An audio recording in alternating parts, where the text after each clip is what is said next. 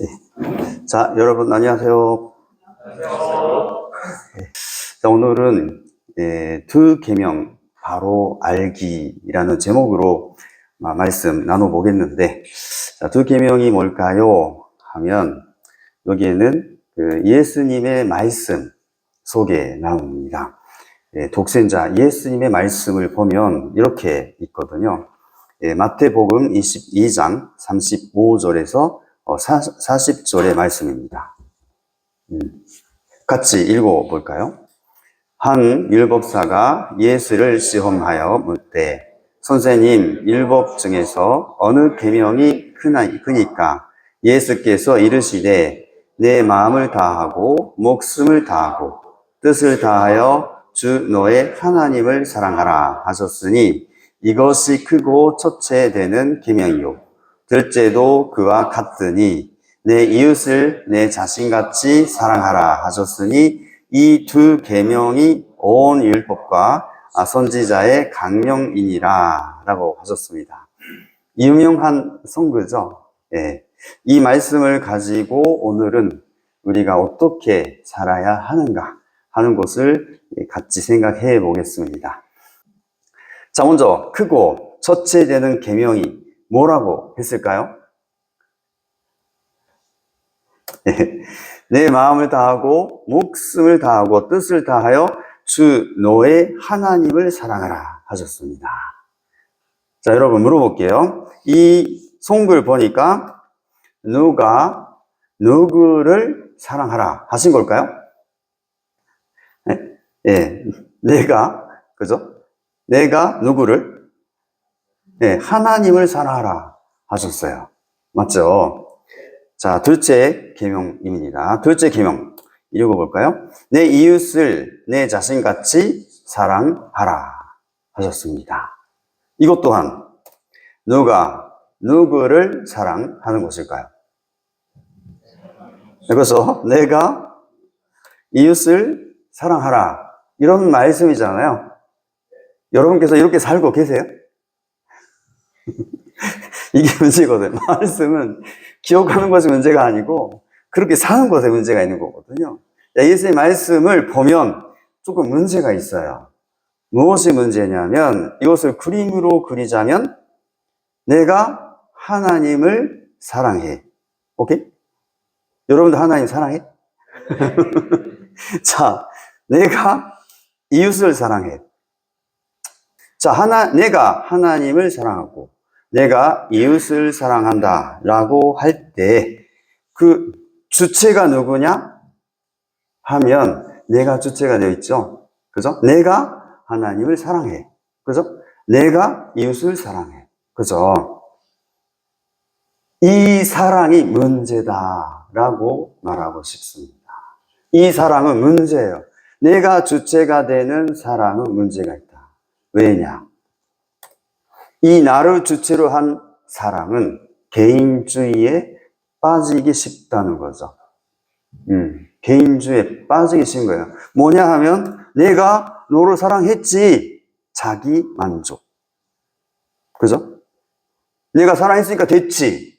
이거는 독선. 나는 할 일이 했어. 이런 거거든요. 내가 사랑했어. 근데 네가 응하지 않았을 뿐이야. 이렇게 되기가 쉽다는 거예요. 그죠? 그러기 때문에 이것은 자기 중심적이다 라고 말할 수가 있어요. 이대로 가볍게 비상적으로 읽으면 내가 주체가 되기 때문에 지금 기독교가 어떻게 해요? 완전히 교파 분열되잖아요. 사실은 이 개인주의가 어디서부터 시작했느냐? 기독교에서 시작했다라고 볼 수가 있죠. 왜? 내가 주체니까. 그렇기 때문에 이런 말씀을 깊이 이해할 필요가 있고 알 필요가 있는 것입니다. 그래서 다시 한번 독생자 예수님의 말씀을 볼게요. 중요한 키워드가 있습니다. 그것은 뭐냐 하면 둘째도 그와 같으니 라는 말이에요. 이게 무슨 뜻이죠? 첫째하고 둘째가 같다는 거예요. 같다. 개인주의적으로 봤을 때는 내가 하나님을 사랑하는 거 하고 내가 이웃을 사랑하는 것하고 같을까요? 안 같을까요? 좀 다른 것 같지 않아요? 네, 뭔가 다른 느낌이 들잖아요. 예수님은 아니다. 둘째도 그와 같다. 같다라고 말했어요. 이 부분을 제대로 보지 않으면 독생자 예수님의 본질적인 사랑의 세계를 이해할 수가 없다라고 말할 수가 있습니다. 여기까지 이해가 되셨나요? 네. 자, 그래서 이 부분에 대해서 조금 성경 말씀은 이거밖에 없기 때문에 더 이상 설명할 수가 없어요. 그렇기 때문에 개인주의 빠지기가 쉬운 거거든요. 그래서 원리에 의한 해설을 좀 해볼까 합니다. 자, 먼저 내가 하나님을 사랑한다 할 때 아까 이 말은 내가 주체가 되어 있다는 말이다라고 했잖아요. 자, 그런데 생각해 보십시오. 나는 하나님 앞에 주체적으로 사랑할 수 있을까?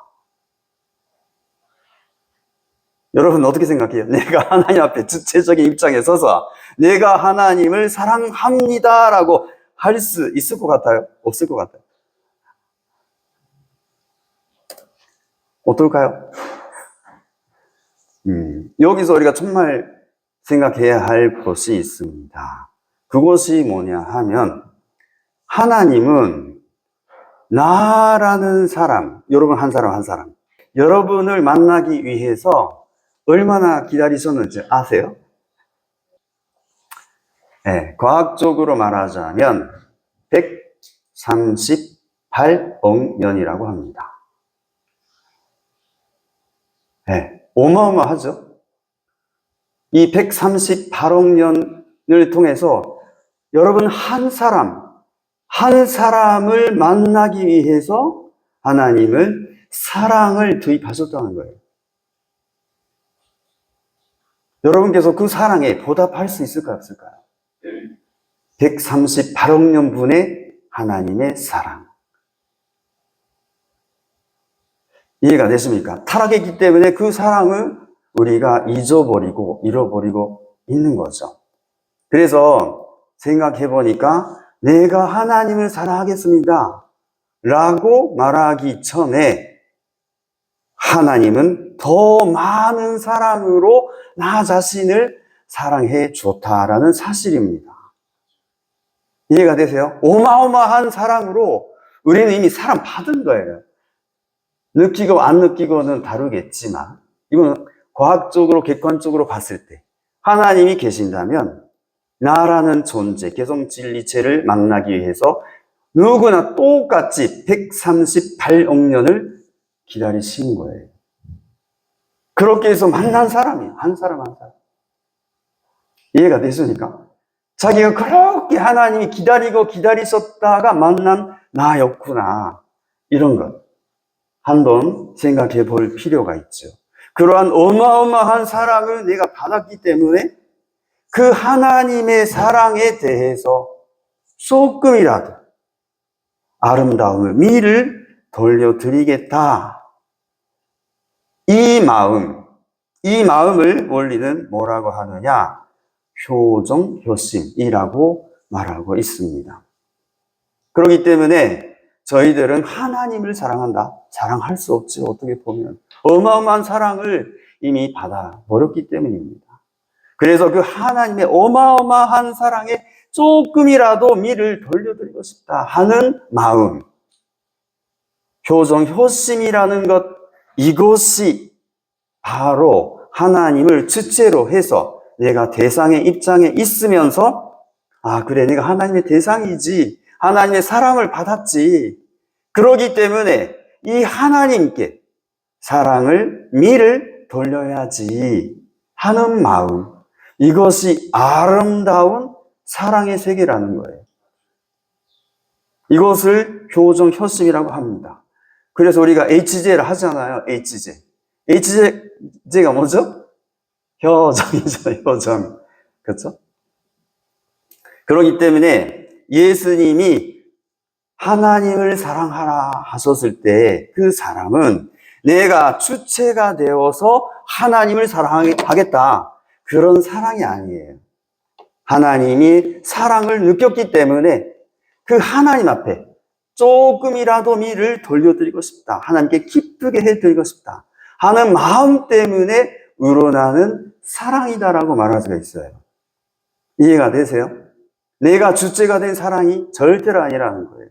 자, 그럼 관점에서 내가 그렇구나. 어마어마한 사랑을 받은 내가 하나님 앞에 어떻게 미를 돌려드릴 수가 있지? 라고 생각할 때 먼저 맨 처음에 생각해야 할 것이 뭐예요? 하나님이 무엇을 바라실까 하는 거겠죠. 네. 여러분도 그렇지 않습니까? 사랑 많이 받았어. 그럼 그 사랑을 위해서 뭔가 좀 은혜를 갚아야 되는데, 그때 그 사람한테 가가지고 당신이 원하시는 게 무엇입니까? 조금이라도 내가 해드릴 수 있으면 하겠습니다. 이렇게 되는 거잖아요. 지금 현재 우리가 섭리의 황금기에 산다라고 하잖아요. 그렇기 때문에 그때 해야 할 것들은 많죠. 그래도 오늘 두 가지 계명이라는 주제로 말씀을 드리기 때문에 그쪽은 조금 나중에 하고요. 오늘 하나 참 아름다운 송구를 소개하려고 합니다. 시편 133편 1절입니다. 보라, 형제가 연합하여 동거함이 어찌 그리 선하고 아름다운고. 이것이 바로 하나님이 바라시는 거거든요. 형제 자매가 하나가 되는 모습, 부부가 하나가 되는 모습, 부모가 하나가 되는 모습을 보고 싶은 것이 하나님의 사랑이다, 소원이다 라고 말할 수 있는 것입니다. 이해가 되시죠? 그럼 하나님이 나한테 바라시는 것이 뭐예요? 뭡니까? 물었을 때 형제 자매가 하나가 되는 거다. 그렇다면 옆에 사람 어떻게 해야 되죠? 이웃을 어떻게 해야 되죠?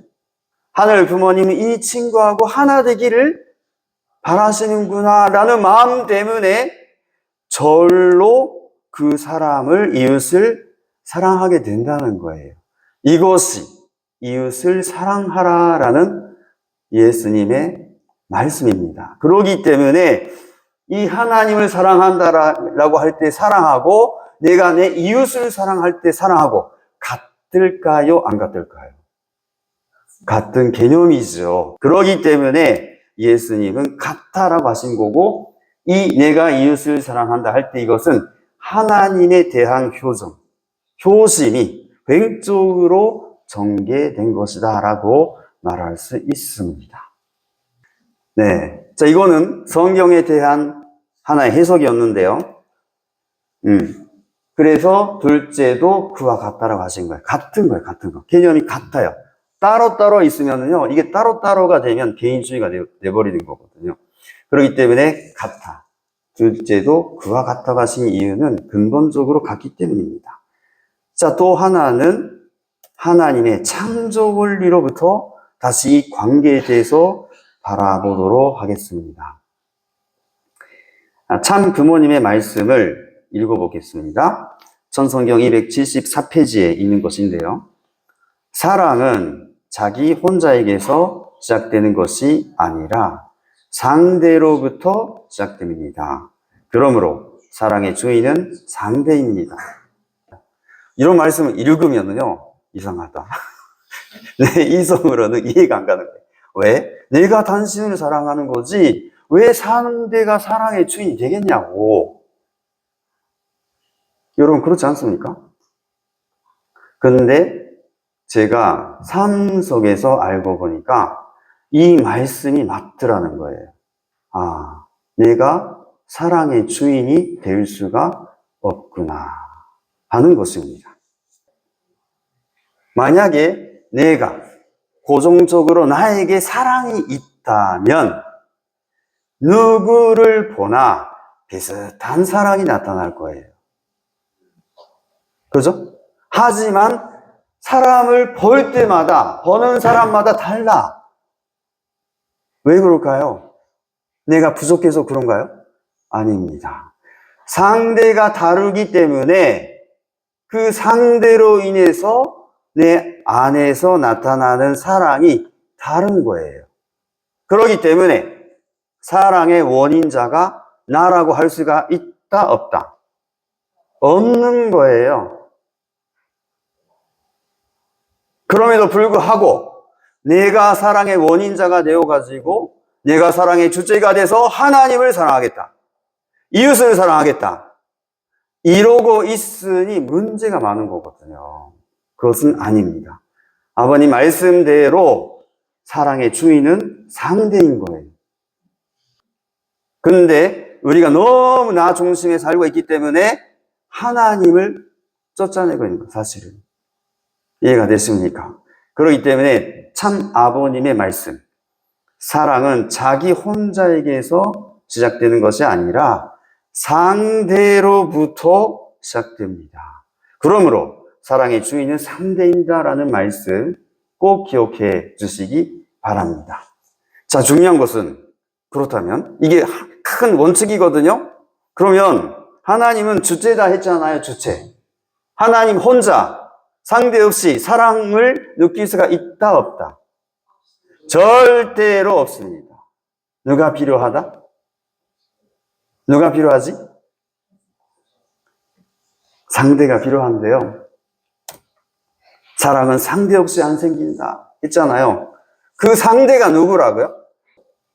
여러분, 한 사람 한 사람이 그 하나님의 사랑의 상대라는 거예요. 네, 당신이 없으면 하나님은 사랑을 느낄 수가 없는 거예요. 이해가 돼요? 네. 그렇기 때문에 하나님은 138억 년 만에 나를 만난 거예요. 나를. 138억 년 만에 나를 만났다. 처음으로 하나님의 기쁨을 돌려드릴 수 있는 실체가 나타났다 이거예요. 그게 여러분의 가치입니다. 누구 비교할 것이 없어요. 여러분 모두가 그런 같은 가치를 갖고 있는데 그것을 원리로서는 하나님의 실체 대상이다라고 말하고 있습니다. 그래서 하나님은 내가 정말 귀한 거예요. 왜? 하나님께 기쁨을 돌려드릴 수 있는 것은 나밖에 없기 때문입니다.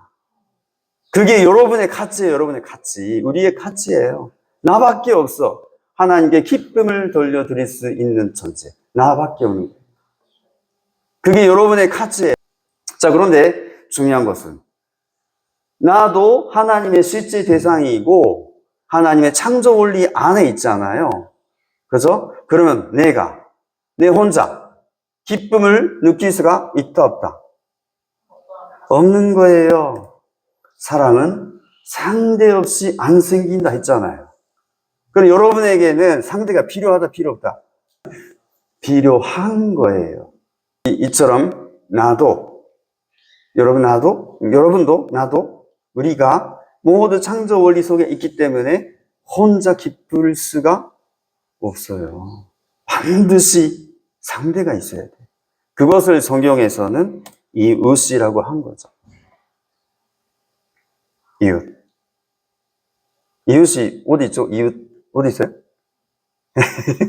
옆에 사람 보시라고. 옆에 이웃이. 그 사람 이웃이라고요. 이웃. 그죠? 그렇기 때문에 이 이웃 옆에 사람이 있기 때문에 나로부터 사랑이 나타나게 되어 있는 거예요. 이 사람이 없으면 사랑이 나타나요? 안 나타나요? 안 나타나는 거예요. 이해가 되세요? 이 사람이 있기 때문에 사랑이 나타나는 거예요. 내가 사랑이 있어서 나타나는 거 절대로 아닙니다.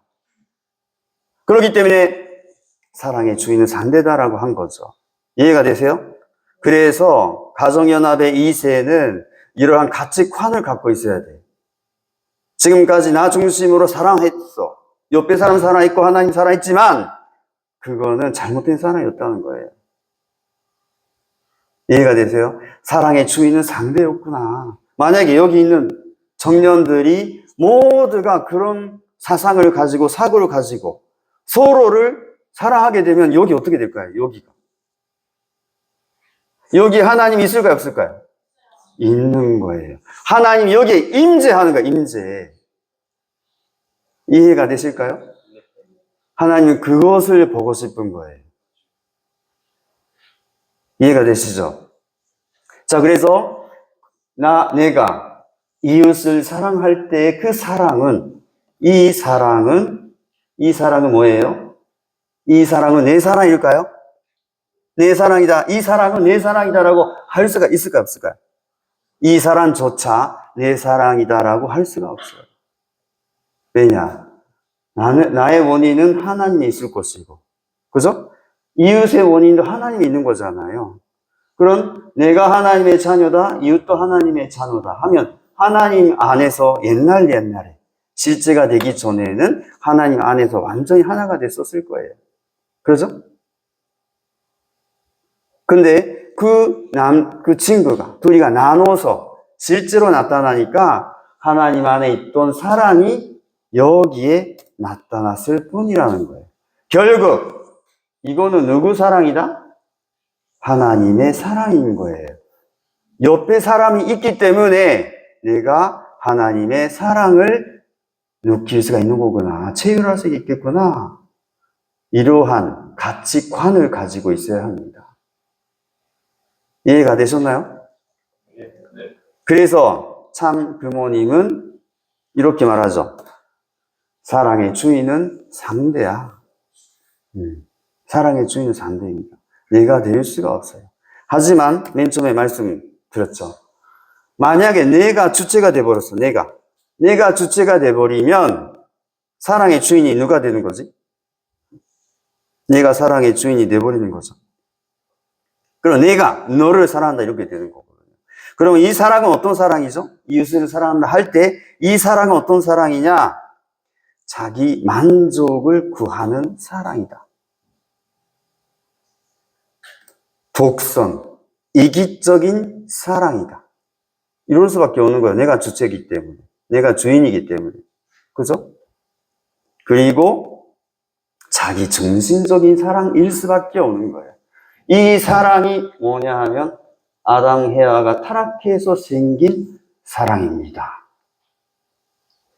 그래서 1세도 2세도 부모도 자녀도 이렇게 이기적인 사랑을 없애버리자.